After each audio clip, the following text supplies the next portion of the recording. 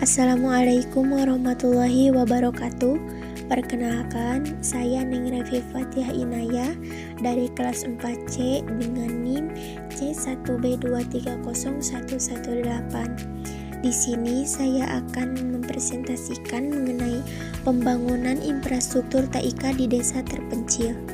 Kabupaten Bandung seperti daerah lain di Indonesia memiliki tantangan dalam penyediaan akses internet yang merata dan berkualitas, terutama di daerah pedesaan dan pegunungan. Kesenjangan digital ini menghambat akses informasi, layanan publik, dan potensi ekonomi bagi masyarakat di wilayah tersebut. Oleh karena itu, pemerintah daerah berinisiatif membangun infrastruktur TIK yang lebih baik untuk mendukung informasi digital dan pelayanan publik yang lebih efisien. Rencana strategis pembangunan infrastruktur TIK harus mencakup komponen utama seperti visi dan misi, analisis situasi saat ini, tujuan dan sasaran yang jelas, strategi implementasi, serta pemantauan dan evaluasi. Komponen utama rencana strategis pembangunan infrastruktur TIK. Yang pertama yaitu ada visi dan misi. Menentukan arah jangka panjang, pengembangan TIK, dan bagaimana TIK mendukung tujuan organisasi atau wilayah.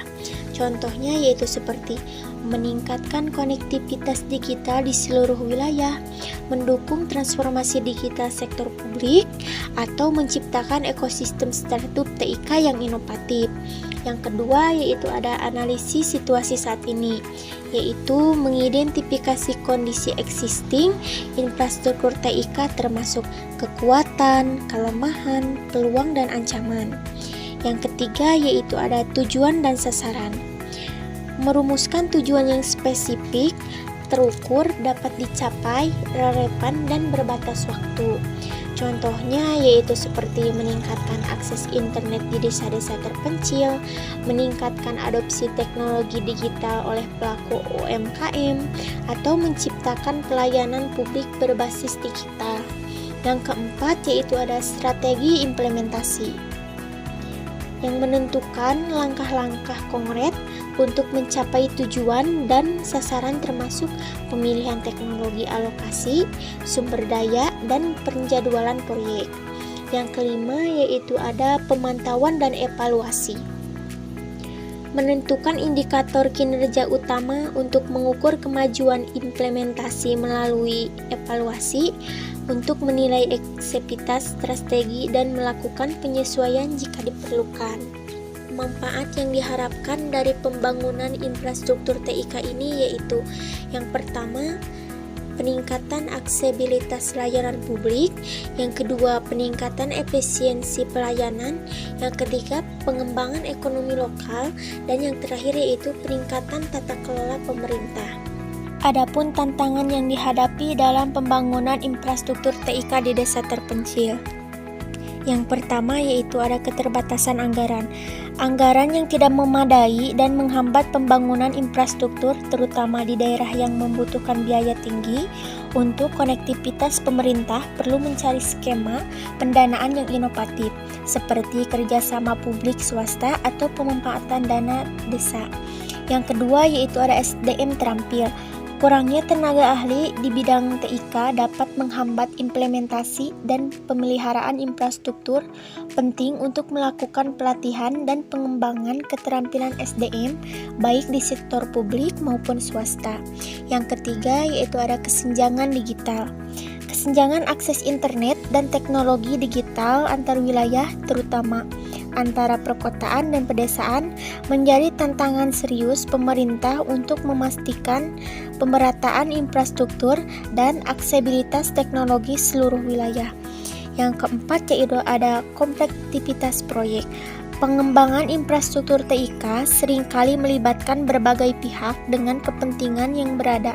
Perlu adanya koordinasi yang baik, perencanaan yang matang, dan pemantauan yang efektif untuk menghindari kendala dan keterlambatan. Yang kelima yaitu ada keamanan dan privasi. Infrastruktur TIK yang rentan terhadap serangan siber dan privasi data memerlukan perlindungan yang kuat, penting untuk menerapkan standar keamanan yang tinggi dan kebijakan privasi yang jelas. Yang keenam yaitu keterbatasan sumber daya manusia, memastikan ketersediaan tenaga ahli dan terlatih dalam bidang TIK untuk mengelola dan mengembangkan infrastruktur.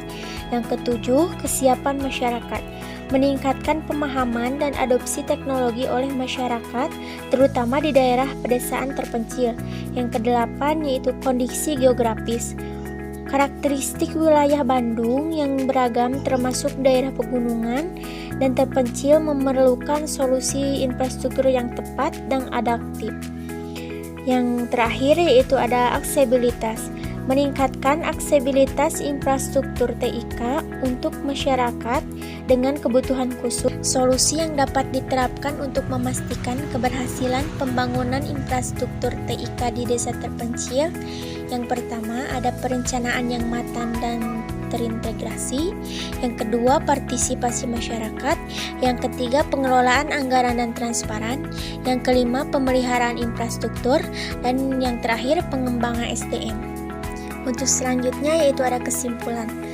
Pembangunan infrastruktur TIK di pedesaan memiliki potensi besar untuk meningkatkan kualitas hidup masyarakat, meningkatkan efisiensi dan efektivitas layanan publik, serta mendukung transformasi digital.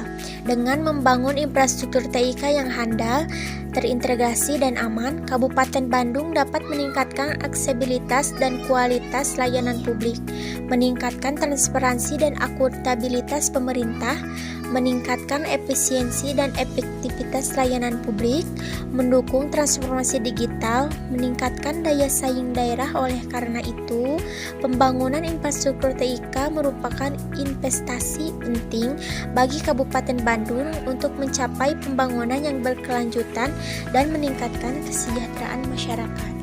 Sekian presentasi dari saya, mohon maaf bila masih banyak kekurangan. Terima kasih atas perhatiannya. Wassalamualaikum warahmatullahi wabarakatuh.